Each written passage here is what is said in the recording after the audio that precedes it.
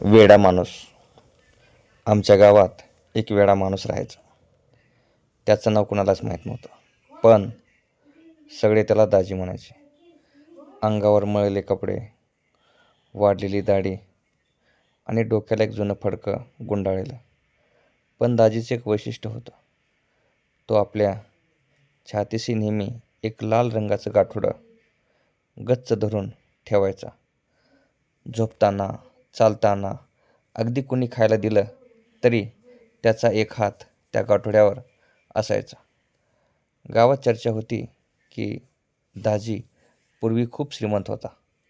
काही जण म्हणायचे त्या गाठोड्यात नक्कीच सोन्याचे दागिने आहेत. काही म्हणायचे त्यात लॉटरीचे पैसे आहेत. म्हणून तर हा वेडा कोणाला हात लावू देत नाही. गावातल्या टपोरी मुलांनी अनेकदा ते गाठोडं पळवण्याचा प्रयत्न केला. एकदा तर एकाने झोपेत असताना ते ओढायचा प्रयत्न केला.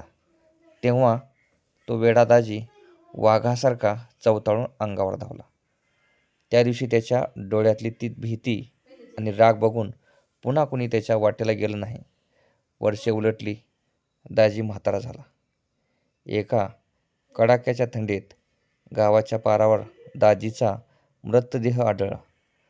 तो कुडकुडून मेला होता. गावातील लोक जमले.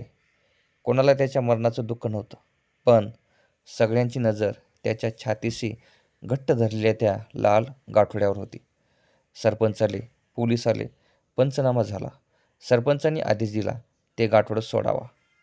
बघूया तरी त्या वेड्याने आयुष्यभर काय लपवून ठेवलं होतं. लोकांची उत्सुकता शिगेला पोचली. काहींना वाटलं आता त्या सोन्याची नाणी सांडतील, काहींना वाटलं नोटाची बंडल निघतील. एका तरुणाने दाजीच्या कडक झालेल्या हातातून ते गाठोडं सोडवलं. गाठ खूप पक्की होती. ती सुटत नव्हती. शेवटी ती गाठ चाकूने कापली गेली.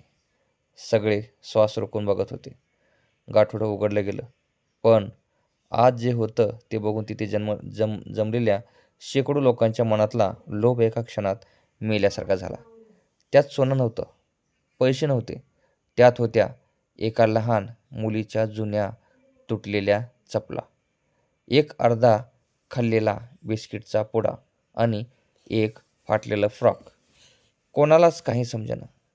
तेव्हा तिथे उभे असलेल्या एका जुन्या म्हाताऱ्याने डोळ्यात पाणी आणून सांगितलं, तुम्हाला माहीत नाही, 20 वर्षापूर्वी गावात पूर आला होता. दाजीची 5 वर्षाची मुलगी त्या पुरात वाहून चालली होती. ती बुडताना ओरडत होती, बाबा वाचवा, बाबा वाचवा. दाजीने तिला वाचवायचा खूप प्रयत्न केला, पण ती पाण्याच्या वेगाने हातातून निसटली.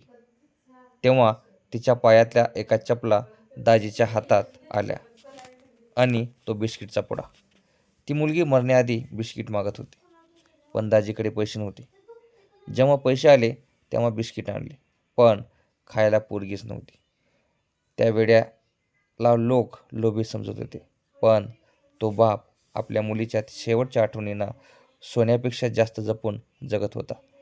ज्या गावकऱ्यांना त्या गाठोड्यात संपत्ती हवी होती त्यांना तिथे एका बापाची अनमोल वेदना सापडली. त्या दिवशी गावातला प्रत्येक माणूस त्या मृतदेहासमोर मान खाली घालून रडला. कधी कधी माणूस ज्या गोष्टीला जेव्हापाठ जपतो ती गोष्ट महागडी असेलच असं नाही. ती त्याच्या जगण्याचं एकमेव कारण असू शकते. दुसऱ्याच्या आयुष्यातल्या वेदना समजून घेतल्याशिवाय त्यांना नावे ठेवू नका. मित्रांनो, ही कहाणी कशी वाटली? कहाणी जर तुम्हाला आवडली तर कहाणी लाईक करा आणि चॅनलवर नवीन असाल तर चॅनलला सबस्क्राईब करायला विसरू नका. धन्यवाद मित्रांनो. Thank you very much.